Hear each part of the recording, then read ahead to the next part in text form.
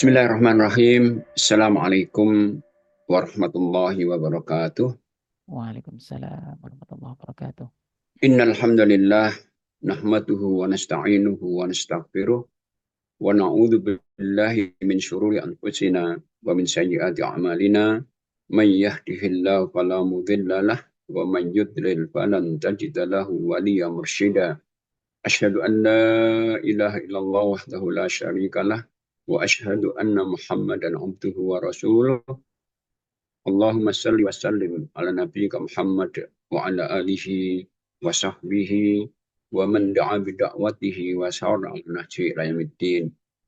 Amma ba'du fa yaqulu subhanahu wa ta'ala fi muhkamit tanzilih ya ayyuhalladzina amanu taqullaha wa qulu qawlan sadida yuslih lakum a'malakum wa yaghfir lakum dhunubakum wa may yuti'illaha wa rasulahu faqad faza fawzan 'azima. Bapak Ibu sekalian, hadirin peserta kajian S3 di pagi hari ini. Alhamdulillah kita bersyukur Allah Ta'ala yang hingga saat ini masih saja berkenan untuk memberikan banyak karunia kepada kita sekalian. Berbagai nikmat telah kita nikmati bersama, khususnya yang sedang kita nikmati yaitu berupa kemudahan, kesempatan, taufik Allah yang dengan taufik Allah sajalah kita pagi ini bisa bertemu dalam majelis yang insya Allah penuh barokah ini.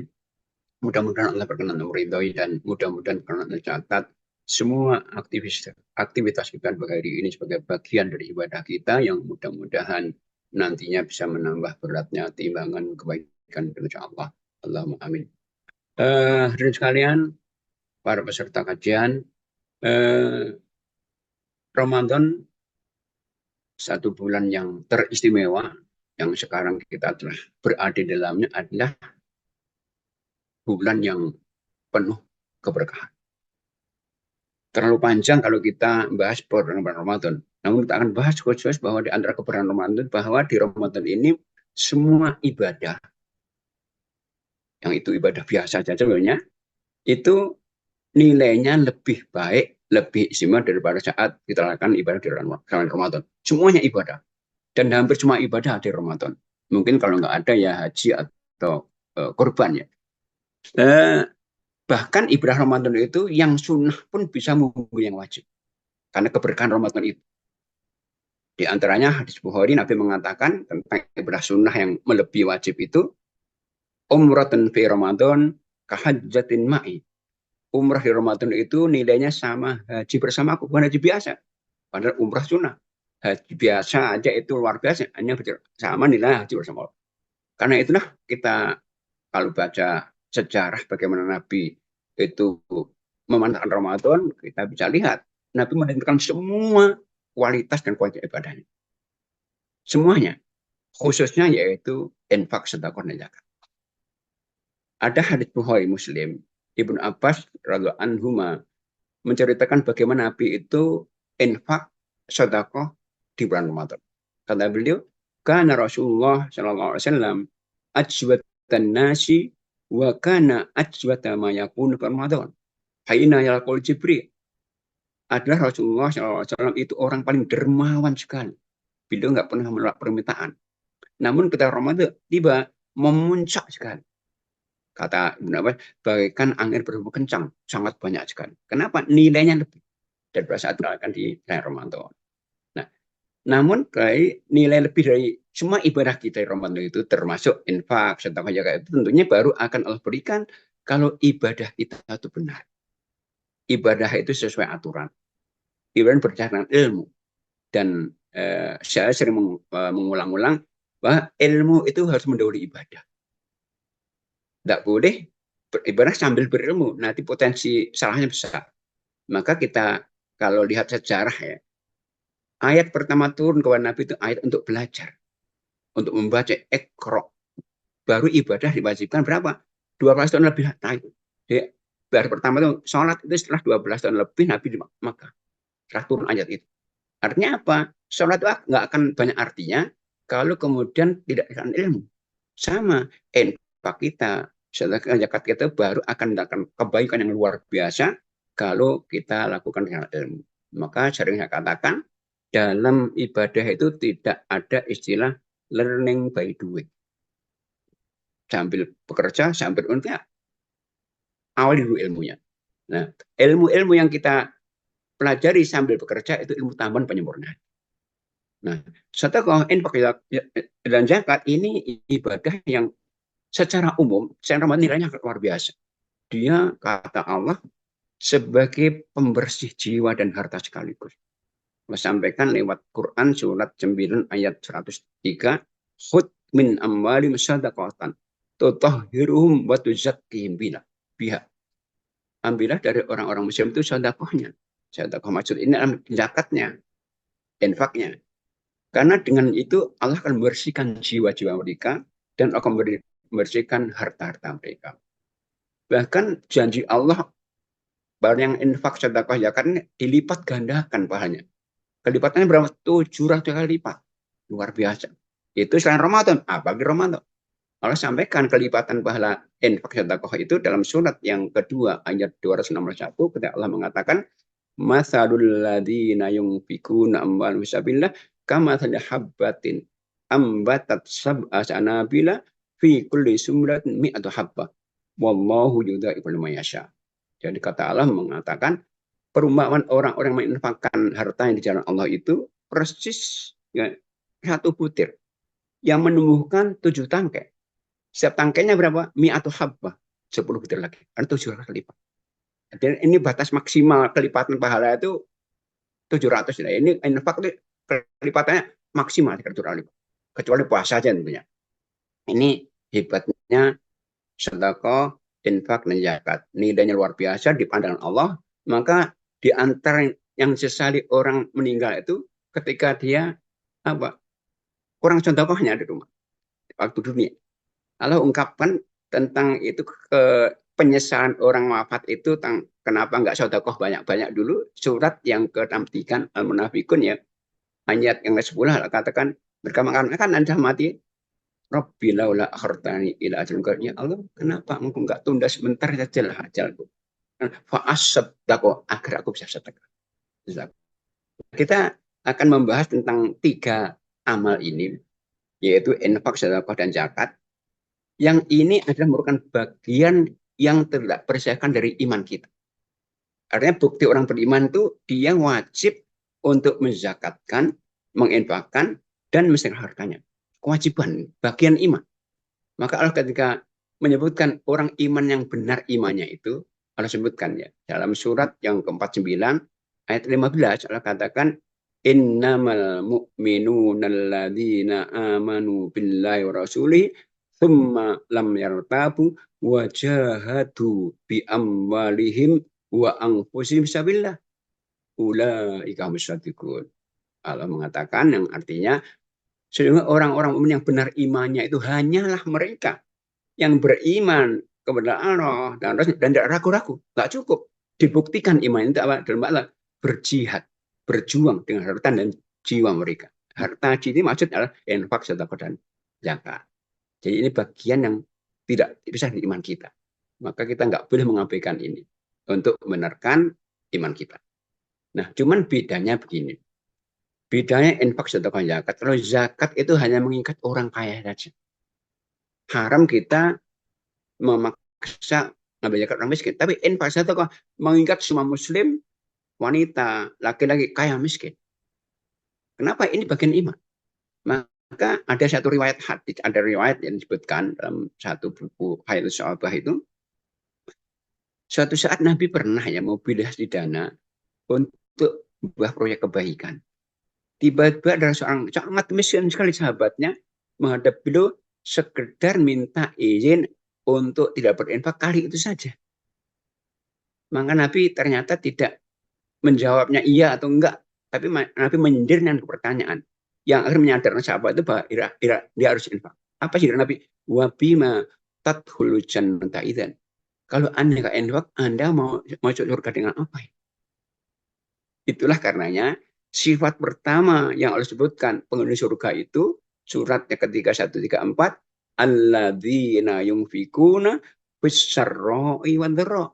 Penghuni surga itu ialah mereka-mereka yang saat hidup senantiasa infaknya dalam keadaan kaya atau miskin, lapang sempit. Itu infak. Ini termasuk zakat. Kalau zakat beda lagi. Nah, apa bedanya infak, contohkan zakat, saya akan berikan secara agak detail tentang perbedaan ketiganya. Kalau infak itu berasal dari kata-kata anfaqo yunfiku infaqo nafaqo, yang secara bahasa artinya membelanjakan. Itu infak. Artinya kalau saya infakkan, saya belanjakan. Secara syar'inya infak itu menutup kebutuhan. Maka ada orang muslim yang punya uang 5.000 saja, yang dengan 3.000 bisa makan minum, kok tetangganya nggak bisa makan, harus tutup kebutuhannya ini dengan 2.000. Kewajiban. Nah, itu infak. Nah, infak karena artinya belanjakan, maka bentuknya infak itu harta. Ya, uang, ya, baju, ya, beras, itu infak. Karena bentuk infak belanja bentuknya harta. Nah, dari hukumnya infak itu tergantung pos di mana kita infakkan harta. Tergantung pos di mana kita zakatkan, belanjakan harta kita.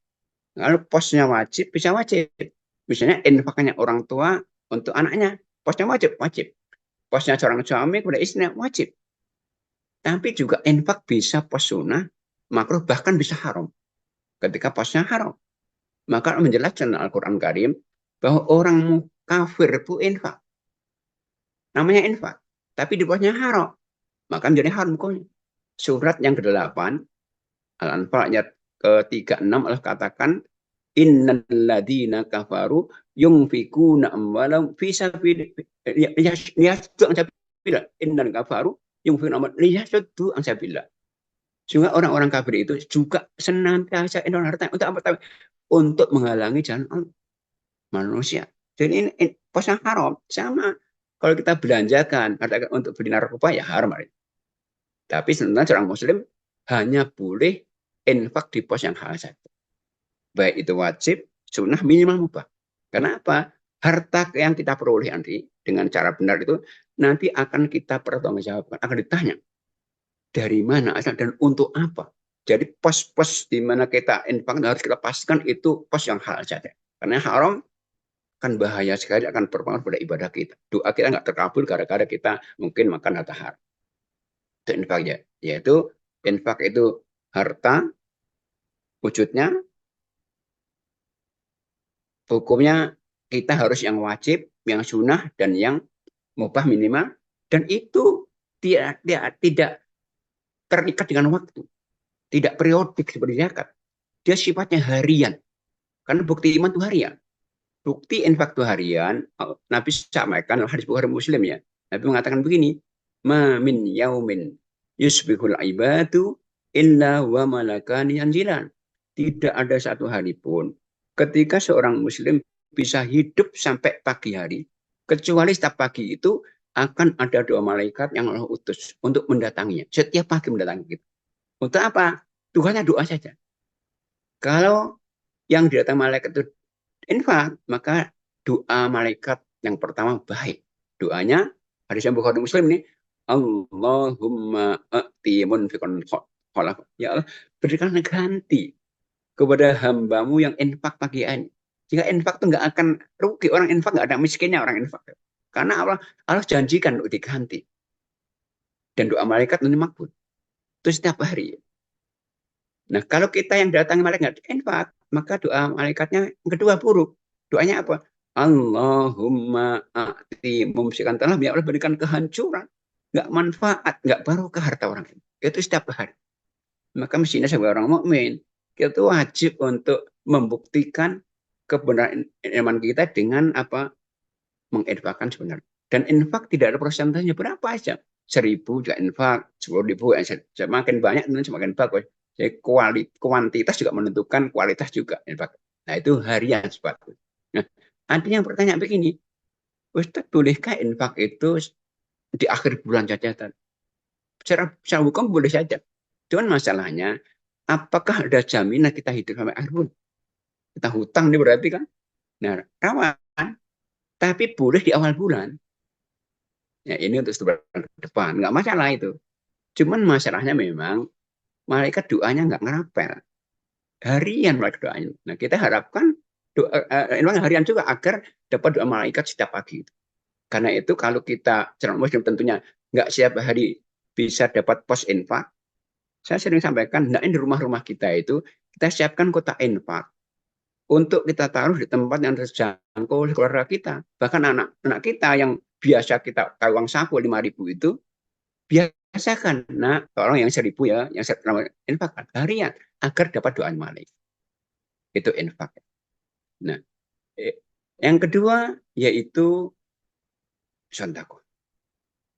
Sedekah sama ya, sedekah itu tingkat harian juga. Nah, dan sedekah bedanya apa? Dan ini Pak, sedekah itu dari kata-kata sedekah yasduku sidko nanti menjadi sedekah. Yang cara bahasa artinya benar, benar sedekah. Sedekah itu artinya benar. Sedekah sawadik orang benar, sidik orang yang terpercaya. Itu secara bahasa. Namun arti syariatnya sedekah itu disampaikan Nabi dalam hadis Tirmidzi, as-sadaqatu burhanun. Sedekah itu bukti kebenaran iman. Nah, sehingga karena sedekah bukti kebenaran iman, maka bentuknya nggak sama infak. Infak harta. Bukti kebenaran iman tidak harta, bisa nilai.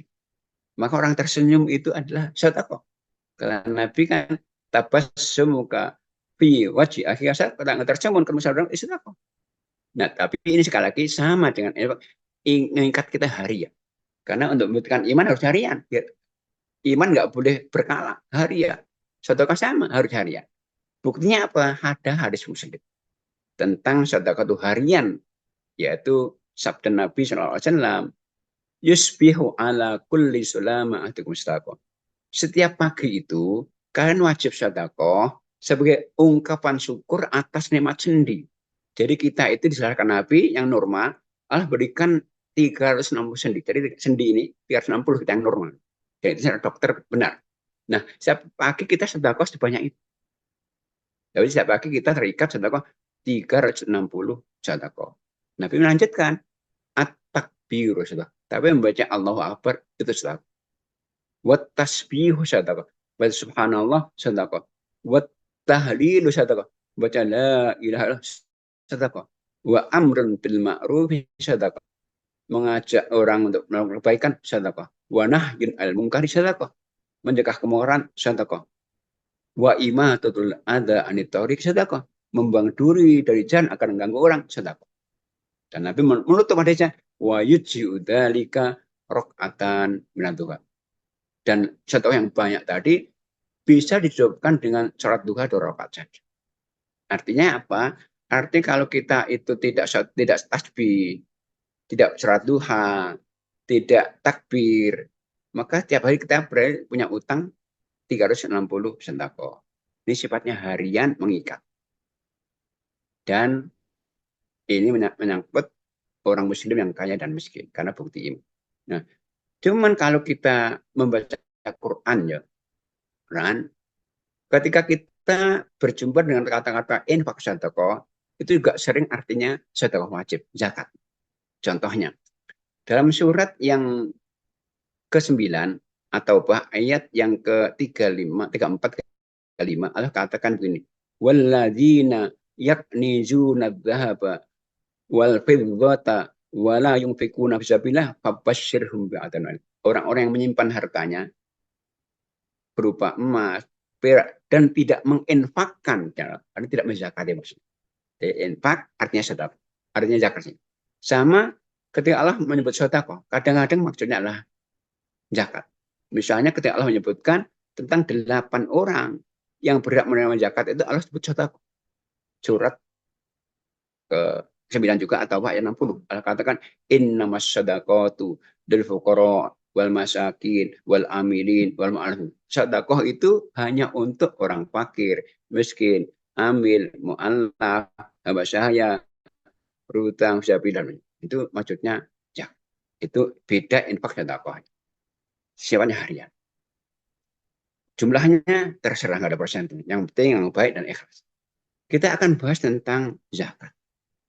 Nah, zakat ini ada 2 macam. Zakat mal, zakat harta kekayaan, Dan zakat khusus Ramadan namanya zakat fitri. Nah, zakat itu apa? Zakat itu secara bahasa artinya berakar kata di zaka yazku. Zaka yuzaki artinya suci, bersih, berkembang. Ya, zakat itu bisa berkembang, tumbuh, suci. Maka tazkiyah itu dari zakat yuzaki mensucikan jiwa. Nah, itu secara bahasa. Namun secara makna syariatnya zakat itu semua tertentu. Itu kadar harta tertentu, kadar tertentu 2,5%, 5%, 10% yang wajib dikeluarkan oleh orang tertentu. Dari infak untuk siap muslim, ini kan orang kan muslim yang kaya saja. Untuk diberikan kepada kelompok tertentu. Jadi zakat itu kadar tertentu 2,5%, 5%, 10% yang mengeluarkan orang tertentu, muslim kaya. Karena miskin enggak terkena wajib zakat. Dan itu hanya boleh dilakukan alokasikan kelompok tertentu 8 orang saja. Jadi penerima zakat beda. Kalau infak zakat bebas untuk apa saja ya. Yang penting untuk kebutuhan masyarakat umum dan orang miskin silakan. Kalau zakat tidak, hanya untuk 8 orang saja. Yaitu semua orang. Yang harus sebutkan surat yang 960. Di waktu tertentu. Zakat itu waktunya tertentu, periodik sifatnya. Secara umum tahunan. Zakat perdagangan tahun sekali, zakat peternakan sekali, zakat saham tahun sekali, zakat perdagangan setahun sekali. Yang enggak setahun sekali itu hanya satu, zakat pertanian, itu setiap panen. Nah, Allah sampaikan surat 6 ayat 141, wa atu haqqahu yauma hasad. Jadi zakat itu saya ulang, kadarnya tertentu yang wajib orang tertentu, penerimanya kelompok tertentu, waktunya tertentu. Maka zakat waktunya tertentu nggak boleh zakat itu kok kita menunda-unda, kalau datang waktunya wajib. Dan syarat zakat ketat syaratnya. Ada 7 syarat yang mengikatnya, sehingga satu syarat nggak terpenuhi nggak wajib zakat. Harta-harta kita itu, ini zakat mal ya, kekayaan baru terkena zakat kalau memenuhi 7 syarat. Apa saja itu? Pertama, harta itu yang dizakati hanya harta halal saja. Harta haram nggak boleh. Karena kita nggak boleh mengambil harta haram. Jangan sampai ada mengatakan zakat kan untuk mensucikan harta. Ambil haram saja nanti. Tidak benar. Zakat hanya dengan yang halal saja. Allah sampaikan itu lewat firman-Nya surat yang kedua Al-Baqarah ayat 267. Yang dipanggil kita orang beriman. Ya ayyuhalladzina amanu anfiqu min thayyibati ma kasabtum. Baik orang beriman, infaklah, zakatlah yang baik-baik saja, halal saja. Pertama. Yang kedua, harta kita baru terkena wajib zakat kalau harta itu adalah milik pribadi secara penuh, nggak ada kaitan hak orang lain. Jadi zakat itu personal ya, nggak kolektif ya. Maka misalnya ada seorang suami istri, kok hartanya masing-masing nggak mencapai nisab, nggak digabungkan, berarti nggak zakat. Meskipun kalau digabungkan sama nisab, zakat personal saja. Maksaan nggak kena zakat, negara nggak kena zakat, lembaga nggak kena zakat, karena orang per orang.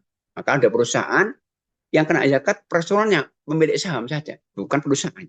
Jadi milik pribadi penuh, nggak ada kaitan orang lain.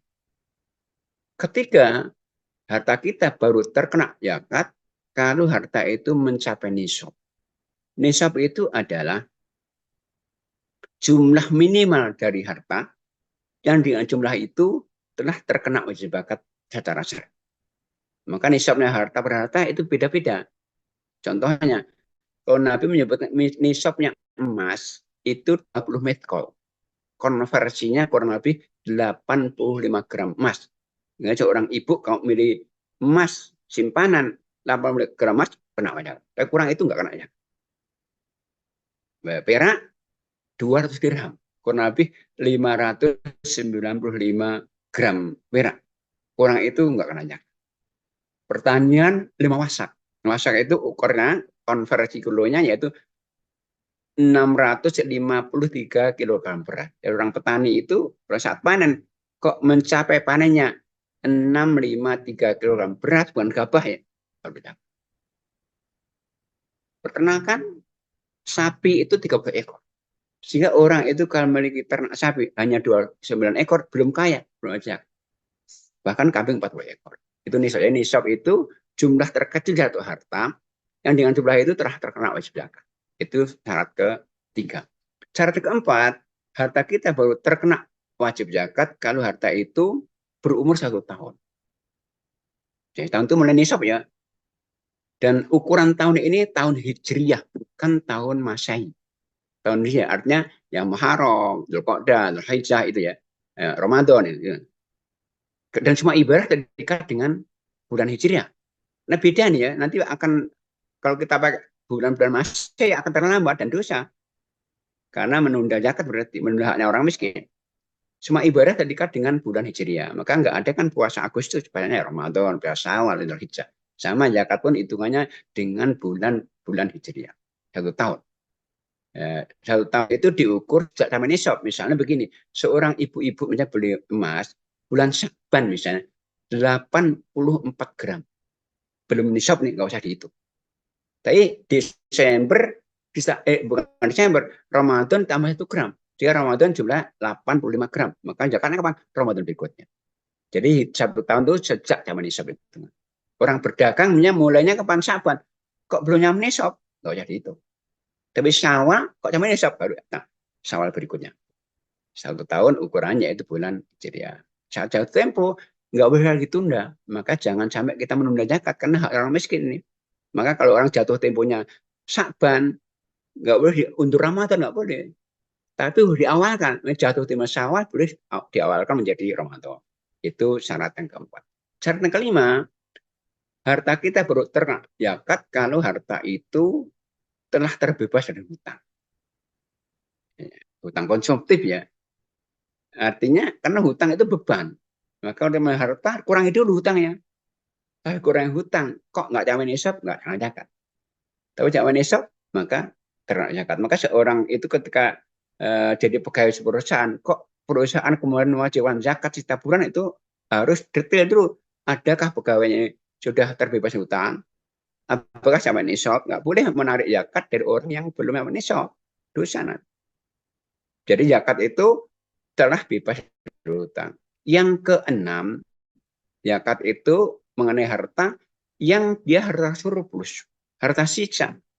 Sudah terbebas dari semua kebutuhan pokok, kebutuhan makan minum, kontrak rumah, cicilan mobil, biaya pendidikan anak, biaya pembantu, semua dikurangi. Kalau tersisa, baru kemudian Pak zakat menyesal. Maka ada orang kaya saja, maka nggak ada zakat dari harta bruto, dari neto semuanya. Karena zakat itu harta sisa saja. Maka orang kaya saja wajib zakat itu.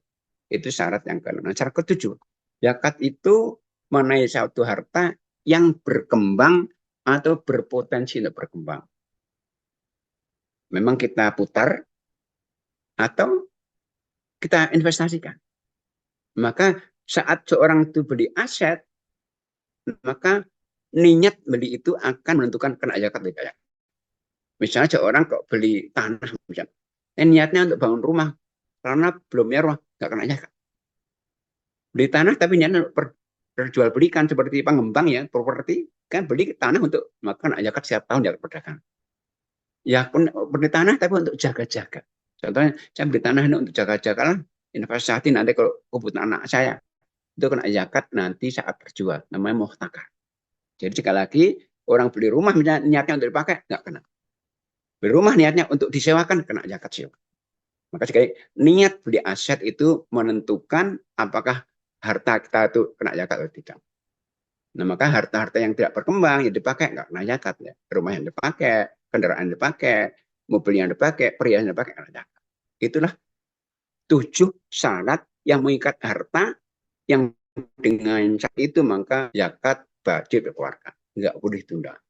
Ini harus kita ketahui benar karena satu nggak terpenuhi kena nggak belum zakat, infak zakat itu zakat. Nah untuk zakat ini beda dengan infak zakat sekali lagi tentang alokasinya. Jadi untuk alokasi infak zakat itu bebas untuk apa saja ya. Bahkan bisa untuk orang kafir yang butuh itu boleh. Selama orang kafir bukan orang kafir yang memerangi. Tapi untuk zakat tidak.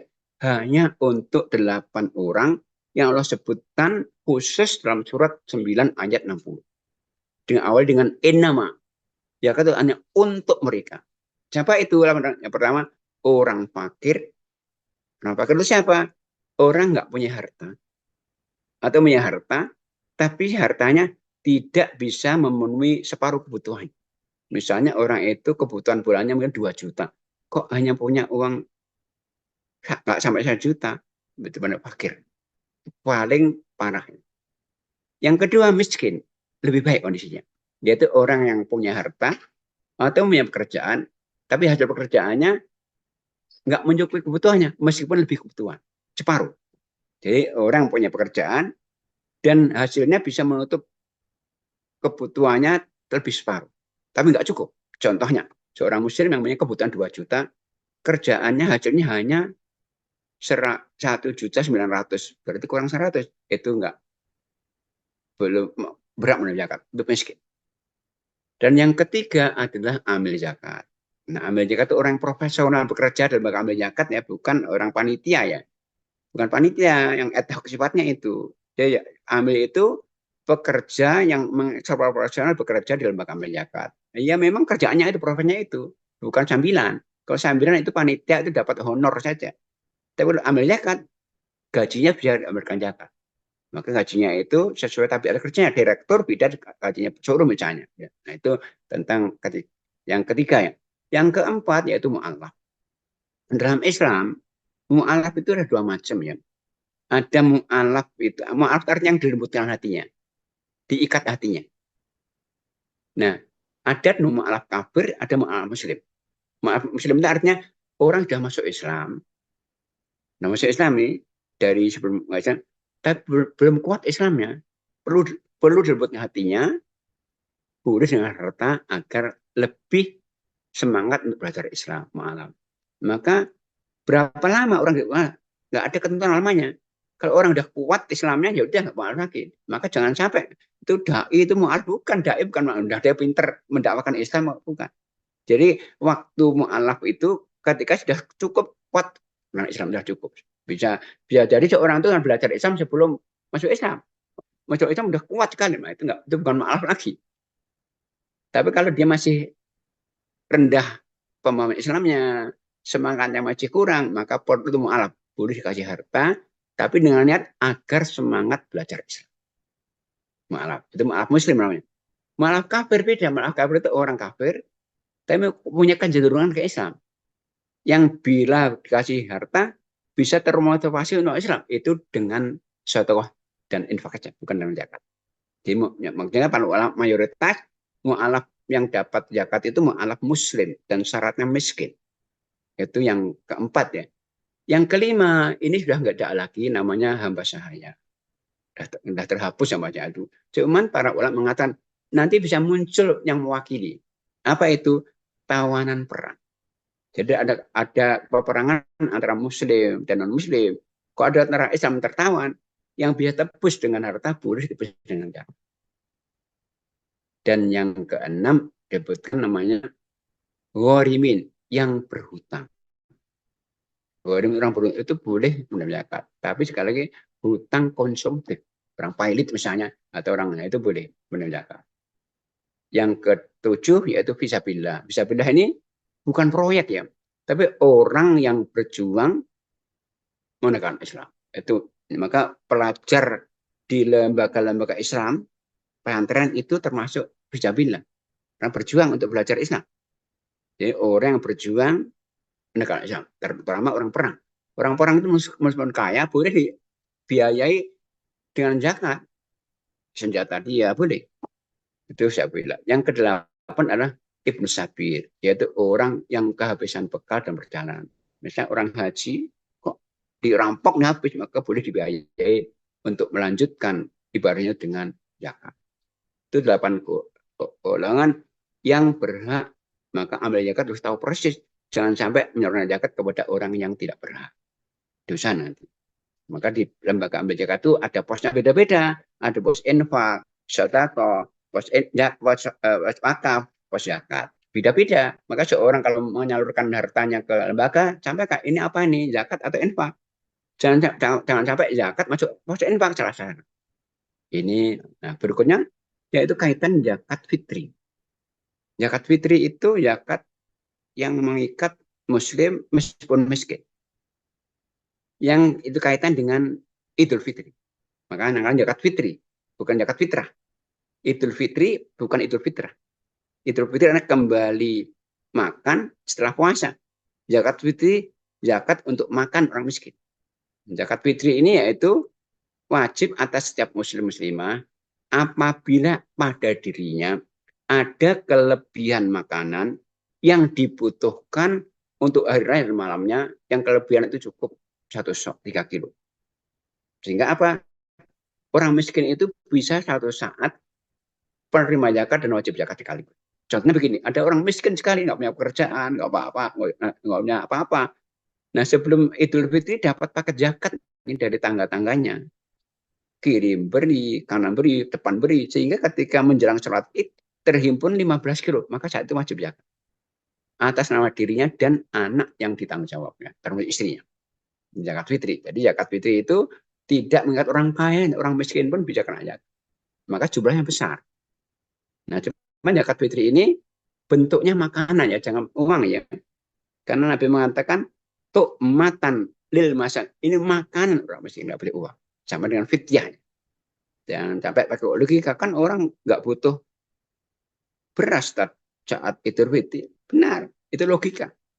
Kalau pakai logika nanti cuma pakai logika kan rusak nanti. Contohnya untuk kurban, Allah katakan kan surat 22 ayat 36 bentuknya harus bagian makanan, daging.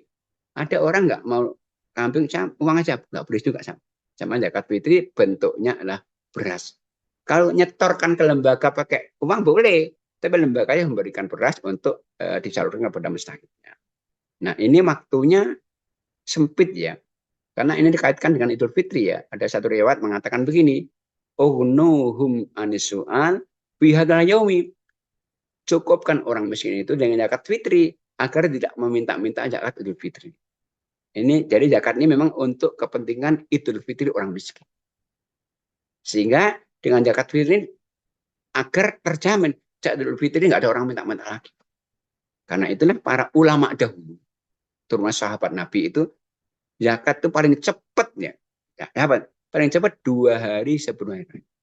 Kenapa? Alasannya di antara kalau berikan di awal Ramadan, dimakan habis loh nanti.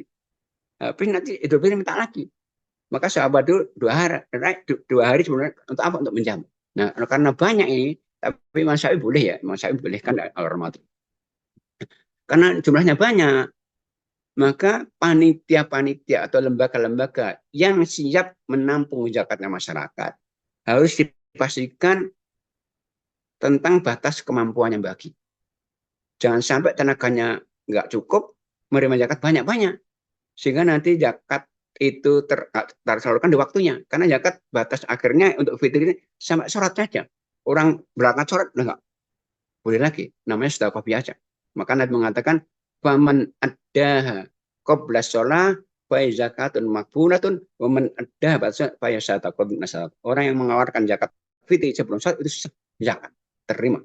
Tapi setelahnya maka sedekah bukan zakat lagi. Maka pastikan ya, kita yang jadi panitia itu pastikan ukur kapasitas kita membagi. Berapa kental kira-kira dengan tangan kain. Kalau kita kira-kira bisa bagi 10 kental, ya ketika setoran 10, cut off, putus. Selebihnya mungkin silahkan udah jalur yang lain yang mungkin siang. Nah, karena batasannya sampai sholat. Nah, untuk zakat ini, sekali lagi, ini bentuknya makanan, saya ulang, jangan pakai uang. Nah, itu kurang lebih ya beberapa materi yang mungkin nanti bisa dikembangkan dalam bentuk pertanyaan atau masukan. Mungkin sementara saya ucapkan. Assalamualaikum warahmatullahi wabarakatuh. Waalaikumsalam warahmatullahi wabarakatuh. Alhamdulillah, jazakallah khair Ustaz untuk penyampaian materinya di kajian kita pagi hari ini. Alhamdulillah sudah selesai tadi penyampaian materi dari Ustaz Agung Cahyadi. Untuk selanjutnya akan kita buka sesi tanya jawab. Nah, mungkin bagi Bapak Ibu yang baru bergabung ini, nah saya lihat juga cukup banyak yang baru bergabung. Nah, izin mungkin mengenalkan lembaga kita ya, DEKI, Dompet Al-Quran Indonesia. Nah, DEKI merupakan lembaga amil zakat yang mengelola dana zakat, infak, sedekah, dan wakaf untuk program-program kesejahteraan masyarakat. Nah, mungkin juga bisa dibuka kolom chatnya. Di situ ada penjelasan dari Deki dan juga kami, Bapak Ibu, menawarkan program-program Ramadan yang insya Allah akan bantu kami salurkan ke masyarakat atau penerima-penerima manfaat yang memang membutuhkan di program bulan Ramadan ini. Dan bagi Bapak Ibu juga yang baru hadir, yang tadi belum mengisi absensi, bisa mengisi absensinya agar nanti bisa kami follow up terkait program-program DEKI dan juga nanti bisa tanya-tanya nih atau konsultasi mengenai zakat infak sedekah atau wakaf di Dompet Al-Quran Indonesia. Dan tadi juga sudah dijelaskan oleh Ustaz Agung Cahyadi terkait keutamaan juga infak dan sedekah serta zakat dan infak sedekah tadi sifatnya harian ya Bapak Ibu. Nah mungkin Ya. kalau yang nggak mau repot nih, nah kita juga punya fasilitas namanya aplikasi Giving is Amazing atau website Giving is Amazing. Jadi Bapak Ibu tinggal klik nanti tinggal transfer di situ juga bisa pakai e-wallet. Nah insya Allah memudahkan. Nah jadi sambil rebahan bangun setelah subuh buka HP, tinggal transfer insya Allah sedekah subuhnya bisa tertunaikan tiap hari dan insya Allah Deki nanti akan bantu salurkan ke para penerima manfaat yang membutuhkan. Bapak Ibu sekalian, monggo yang mau bertanya. Nah, kami buka sesi pertanyaan, sesi tanya jawab. Boleh langsung bertanya ke Ustadz Agung Cahyadi melalui Zoom. Nanti bisa raise hand dulu, bisa open mic-nya atau unmute. Nanti bisa langsung bertanya ke Ustadz Agung Cahyadi. Atau boleh juga bertanya melalui kolom chat. Nah, monggo kita tunggu. Nah, di sini eh tidak apa ya tidak menutup sesuai tema ya. Monggo kalau mau bertanya di luar tema, insya Allah Ustadz Agung Cahyadi juga siap nanti untuk menjawab. Nah, mungkin untuk menunggu eh ada yang sudah masuk di sini dari kolom chat. Nah, ini ada yang bertanya mengenai zakat fitri, Ustadz. Nah, izin bertanya untuk zakat fitri, eh, jika memungkinkan, apakah dibayar mulai sekarang atau awal Ramadan atau nanti mepet-mepet, Ustaz, untuk pembayarannya? Mungkin Ya, bisa dijelaskan. baik, baik. Jadi tadi sudah sampaikan, zakat fitri itu memang waktunya khusus ya. Yang paling sempurna sekali yaitu diberikan mepet-mepet syarat itu. Paling baik pagi hari itu. Tapi para ulama sahabat dulu itu 2 hari sebelum hari raya. Kenapa zakat ini untuk kepentingan orang miskin saat Idul Fitri? Agar nggak minta-minta. Jadi pesan Nabi begini, oh gunuhum anisoal bihadal yaumi. Cukupkan orang miskin yang zakat fitri agar tidak minta-minta saat Idul Fitri. Nah, itu tentang. Tapi kalau menyerahkan ke Diki, silahkan di awal Ramadan. Sekarang pun Ya. boleh. Sebelum Ramadan boleh. Cuman nanti Dikinya akan menyalurkan di dekat-dekat. Cuman Ya. meskipun para ulama ada yang mengatakan boleh awal Ramadan. Cuman kalau Ramadan nanti khawatirnya nanti saat Idul Fitri minta lagi nanti. Tapi nggak apa-apa juga. Sekali lagi, yang paling bagus ya mendekat Idul Fitri. Oke, jadi memang ini nggak Ustaz, kalau untuk lembaganya mungkin afdolnya ya dimepetkan lah bulan di ketika sebelum hari raya Di atau Idul awal-awal Fitri. malah. Ya kalau Oke, lembaga, Anda menerimanya, kalau penerimaannya menerimanya, malah. nggih, Ya, itu di menerimanya awal-awal. lembaga di awal kita sudah buka, cuma Sehingga penyalurannya nanti nggak bisa, Ustaz yang mepet. ya benar, benar. Oke. Oke, nah ini sudah jelas ini Bapak Ibu. Bagi yang mau berzakat fitri mulai dari sekarang, nah daripada kelupaan nih nanti bisa langsung ke Deki, tanya ke hotline atau juga bisa melalui crowdfunding kita melalui givingismazing.com. Nanti diklik aja program zakat fitrah, insya Allah nanti tinggal klik transfer, insya Allah nanti sudah tertunaikan zakat fitrinya. Oke, selanjutnya ada lagi yang bertanya Ustaz ini terkait Ramadan Ustaz. Jadi mengenai memberi buka puasa. Ini kan kalau Ya, memberikan buka puasa kan pahalanya sama dengan orang yang berpuasa, Ustaz. Apakah ada benar. minimal harga makanannya atau minimal takjilnya seperti apa, Ustaz? Baik, baik. Jadi untuk hadisnya perihal itu ada hadis begini. Man fattara iman kana lahu mithlu ajrihi wa nahu la yang min ajri syai'un. Orang memberikan buka pada satu orang yang puasa, dia akan dapat pahala puasa. Persis pahala yang Allah berikan pada yang berbuka itu. Artinya apa? Kalau satu hari kita berbuka, satu orang hari itu kita dapat dua pahala puasa. Nah, buka itu tidak harus satu paket. Meskipun lebih baik, sempurna tentunya. Tapi buka bisa satu gelas air mineral. Itu buka. Satu biji kurma itu buka. Tentunya nggak cukup ya kalau orang masih lapar lagi. Sempurna lebih bagus. Maka itu kalau kita ingin menambah atau meningkatkan, menggandakan pahala puasa itu, siapkan ini masih ada waktu berapa hari lagi, ini ada 27 hari lagi atau 26 hari lagi. Ramadan ini siapkan tiap pagi atau setiap sore nanti kita antarkan ke masjid-masjid atau salurkan lewat diki harta Bapak Ibu kan untuk buka puasa nanti bentuknya biar diberikan air mineral, bisa satu paket makanan, bisa apa saja, yang penting buka. Dan meskipun nggak diminum loh ya. Artinya kalau kita misalnya memberikan ke Diki menyerahkan nggak diminum itu dapat pahala. Kenapa? Jadi orang itu pahalanya langsung menyertai niatnya sebelum dikerjakan. Ada dua hadis ya. Yang pertama hadisnya Bukhari Muslim yang mengatakan begini, wa innama likulli imri'in manawa. Setiap orang itu akan pahala dengan niatnya itu. Yang satu hadis Muslim Nabi mengatakan man hamma bi hasanatin falam ya'malha falu ajrun fan amalha falu ajrun. Orang kalau niat baikan, niat ini belum dikerjakan langsung dapat pahala satu. Dikerjakan didapatkan 10.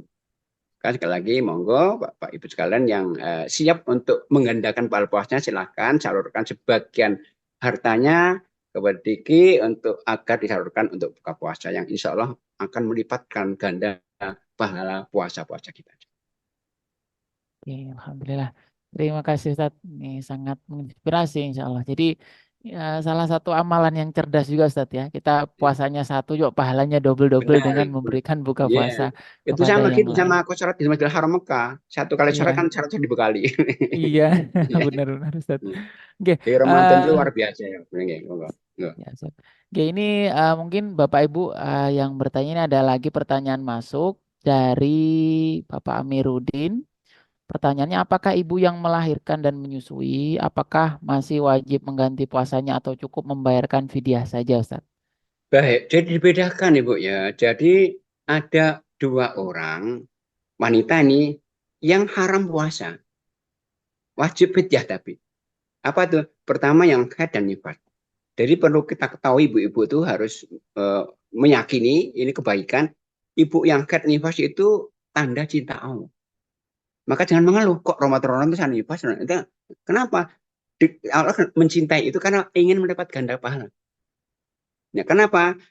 Ibadah itu dua cara ya. Pelaksana melaksanakan perintah itu ibadah. Kalau sholat karena perintah Allah ibadah. Perlu juga mendengar larangan. Maka ada homer sini, ada arak, kita nggak minum karena larangan, itu pahala. Maka ibu yang kaya itu saat Ramadan haram berpuasa. Kalau puasa maksiat. Tapi kalau nggak puasa berarti mendengar larangan, ibadah pahala. Nah ketika nanti di Syawal ganti melakukan perintah, ibadah lagi dua. Berarti double pahala. Semakin banyak headnya, semakin banyak nifasnya, semakin banyak pahalanya. Maka jangan malu. Itu keuntungan besar. Cuman memang agak berat. Karena kaidahnya begini. Kaidah hadis Tirmidzi. Inna idhamal jayai ma'a idhamil berat. Besarnya pahala itu sebanding lurus dengan besarnya ujian. Nah, ujian nifas panjang, berarti semakin besar pahalanya. Nah itu untuk nifas dan head. Tapi untuk untuk menyusui, bisa dengan fidyah. Jadi sekali lagi untuk menyusui bisa beda. Itu katakan oleh dua sahabat Ibnu Abbas, Ibnu Umar. Karena dasarnya firman Allah surat Al-Baqarah 184. Wa alal ladzina yutiquna fidyatun, yang berat-berat itu termasuk anak hamil boleh fidyah saja. Maka kalau ibu melahirkan di awal Ramadan, kok misalnya nifasnya 13 hari berarti kodok. Tapi selebihnya itu nyusui saja bisa fidyah. Oke, oke, insya Allah jelas nih untuk penanya tadi sudah dijelaskan terkait dengan fidyah dan tadi nih mengenai hamil dan menyusui itu bentuk kasih sayang Allah sebenarnya. Kalau yang Nah, membayarkan fidyah berarti suaminya Ustaz tapi ya, ya membayar. benar ya, suaminya wajib suaminya bayar kan. Oke, siap, Ustaz. Oke, bagi Bapak Ibu yang mau bertanya, monggo masih dibuka kesempatan untuk bertanya pada pagi hari ini. Boleh langsung, kalau mau bisa raise hand dulu, bisa di-unmute, nanti bisa bertanya langsung kepada Ustadz Agung Cahyadi terkait permasalahan atau amalan-amalan keberkahan di bulan Ramadan ini. Monggo, tafadhol. Atau kalau malu-malu boleh dituliskan juga di kolom chat.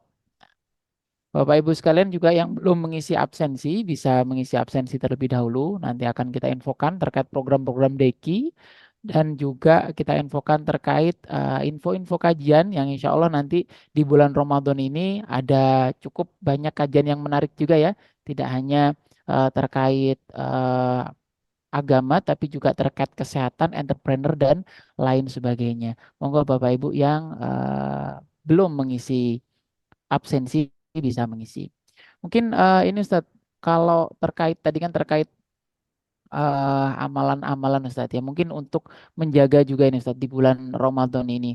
Kan mungkin kita kalau untuk hal-hal yang membatalkan puasa sudah tahu Ustadz ya. Cuma kan yang perlu hati-hati lagi nih yang hal-hal yang membuat nilai puasa kita itu berkurang atau bahkan dihapuskan Baik, itu kira-kira apa saja Ustadz? Serta tips-tipsnya Ustadz. Karena mungkin ini ya baik, di zaman sekarang ini kan godaannya cukup banyak nih Ustadz. benar, Monggo. benar. Baik. Ya, yang batalkan itu ada 5 ya. Pasti itu ya. Iya. Makan sengaja, minum sengaja, muntah sengaja, melakukan berma sengaja, ibu head nafas, dan berhubungan. Tapi banyak amal yang rawan. Bisa merusak nilai puasa kita. Misalnya nggak batal, apa kemaksiatan. Jadi kemaksiatan itu semuanya akan merusak nilai puasa kita. Baik yang dilakukan dengan lisan kita, ngerasani misalnya, berbohong misalnya, itu bisa merusak nilai puasa kita. Puasa nggak batal, tapi rusak, nggak bernilai. Macam tangan kita, dengan kaki kita, cuma merusak. Itu hati-hati. Yang kedua ada yang dimakruhkan. Jadi semua aktivitas yang dengannya potensi batal itu makruh. Contohnya, yaitu kita berobat dengan tetes hidung, tetes telinga, semata itu kan rawan. Maka hati benar. Coba kalau masuk sampai di tenggorokan rasa pahit itu batal. Contohnya berkumur satu itu boleh boleh, cuman hati-hati karena potensi masuk besar sekali. Sama insek menghirup menghirup air kita itu sunnah kan. Tapi kalau Ramadan hati-hati, jangan terlalu dalam karena kalau masuk lewat tenggorokan kita terasa batal. Termasuk juga ibu-ibu yang mencicipi makanan. Boleh, boleh, cuma rata-rata hati-hati karena lisan bisa merasakan, bisa masin, bisa manis, bisa pedas. Cuman harus segera dikeluarkan. Coba saya masuk ke rongrongan batal. Jadi semua kemaksiatan itu membatalkan nilai puasa kita, nggak batal ya. Puasa yang bernilai, hal yang cenderung untuk bisa membatalkan itu makruh saja. Dan makruh juga lebih baik dihindari. Oke, terima kasih Ustadz ya. Semoga ini juga Ustadz ya kita bisa terhindar dari Ya, kegiatan-kegiatan ini ya yang menimbulkan kemaksiatan. Karena mungkin ya. dari sekarang ya zamannya sosial media Ustadz ya. Kita ketika Benar. lihat di HP atau di laptop HP, itu kan HP itu sangat rawan. Karena rawan. iya. rawan. Oke. Sudah terbuka link apa dalam muncul kita kadang-kadang sudah menghentikan. Oh, kok, Nah, itu rawan. Harus segera istighfar tutup itu misalnya gitu. iya iya. Nah, saya mikir nah kan fidyah ya. Fidyah Iya. tadi bentuknya sama zakat fitri, harus makanan nggak boleh uang ya. Karena Allah katakan untuk fidyah khusus surat kedua setelah 84. Fidyatun to'amu miskin. Fidyah itu bentuknya makan untuk orang miskin. Nah, makanan ini maksudnya bisa makanan pokok beras untuk kita, bisa makanan siap saji. Tapi hanya untuk orang miskin. Maka kita boleh menjamin orang miskin misalnya nanti bukanya Bapak Ibu nggak usah siap ya, saya akan berikan buka dengan fidyah Bapak Ibu kita mungkin. Maka kalau karena fidyah itu boleh dalam bentuk makanan, jadi jangan pernah dititipkan ke masjid. Karena yang di masjid yang buka nggak orang miskin saja. Memang fidyah untuk orang miskin saja. Itu sekali lagi. Maka kalau kita salurkan lewat lembaga, sampaikan ini fidyah ini, bukan zakat fitri ini. Kan zakat fitri kan khusus. Untuk fidyah itu semakin cepat semakin bagus. Cuman fungsi fidyah itu sama dengan qadha. Maka bisa dipanjangkan sampai Sya'ban. Lebih cepat lebih bagus. Dan bentuknya makanan, jangan sampai pakai uang. Oke, terima kasih Ustadz Agung Jadi untuk tambahan penjelasannya tadi ya terkait fidyah. Nah, mungkin Bapak Ibu juga yang masih ada hutang atau yang mau membayarkan fidyah, insya Allah Deki juga siap untuk menerima dan menyalurkan fidyah dari Bapak Ibu sekalian. Oke Ustadz, insya Allah waktunya juga sudah cukup ya untuk kajian kita pada pagi hari ini. Udah pukul 6 lebih. Nah, bagi Bapak Ibu sekalian, insya Allah kajian S3 ini, kajian spesial subuh sejuk nanti akan ada setiap pekan di bulan Ramadan ini. Terus ikuti info-info terkait kajian Deki, ada kajian S3 dan kajian Irama, insya Allah nanti ada yang sebelum berbuka juga. Jadi sekalian, kalau sekarang kan biar ini ya, habis subuh kita semangat, kajian dulu nanti ada juga kajian yang sebelum berbuka, atau bahasanya ngabuburit lah, bahasanya kita sambil ngaji. Oke, insya Allah cukup untuk kajian kita pada pagi hari ini. Mungkin bisa ditutup doa dipimpin oleh Ustadz Agung Jayadi. Pada beliau kami persilakan. Tafadhol. A'udzu billahi minasyaitonir rajim. Bismillahirrahmanirrahim. Alhamdulillahirabbil alamin. Hamdan yuwafi ni'amahu wa yukafi mazidah. Ya Rabbana lakal hamdu kama yanbaghi li jalali wajhika wa azimi sultanik. Allahumma salli wa sallim ala nabiyyika Muhammad wa ala alihi wa sahbihi wa sallim tasliman katsira. La ilaha illa anta subhanaka inna kunna minadh dhalimin. Rabbana dhalamna anfusana wa illam taghfir lana wa tarhamna lanakunanna minal khasirin. Rabbana ighfir lana wa li ikhwanina alladhina sabaquna bil iman wa la taj'al fi qulubina ghillan lil ladzina amanu rabbana innaka ra'ufur rahim. Allahumma a'inna wa la tu'in alaina wansurna wa la tansur alaina wamkur lana wa la tamkur alaina wahdina wa yassir huda ilaina. Allahumma ansurna ala man bagha alaina. Allahumma ja'alna laka syakirin, laka rahibin, laka muti'in, ilaka mukhbitin, awabin, munibin.